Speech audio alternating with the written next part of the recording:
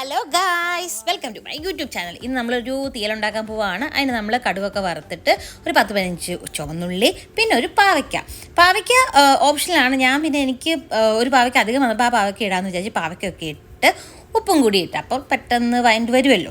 അങ്ങനെ അതൊന്ന് ഇളക്കി കൊടുക്കുക.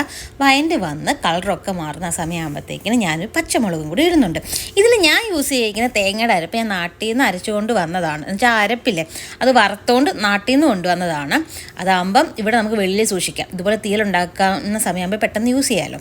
ഞാനപ്പോൾ അതിലേക്ക് 1/2 ടീസ്പൂൺ മഞ്ഞൾപ്പൊടി, പിന്നെ 1/2 ടേബിൾ സ്പൂൺ മുളക് പൊടി, പിന്നെ 1/2 ടേബിൾ സ്പൂൺ നമ്മുടെ സ്വന്തം മല്ലിപ്പൊടി, ഇതെല്ലാം കൂടി ഇട്ട് പൊടിമണം മാറുന്ന വരെ ഒന്ന് ചെറുതായിട്ട് ഇളക്കി കൊടുക്കാം. എന്നിട്ട് അതിലേക്ക് 2 തക്കാളി ഇടുക. എന്നിട്ട് ഞാൻ പറഞ്ഞില്ലേ വറുത്തരച്ചുകൊണ്ട് വന്നിരുന്ന ആ അരപ്പ് ഇടുകയാണ്. പിന്നെ അതിലേക്ക് കുറച്ച് വെള്ളവും കൂടി ഒഴിച്ച് അടച്ച് വെച്ച് വേവിച്ച് നമ്മുടെ തീയൽ റെഡി.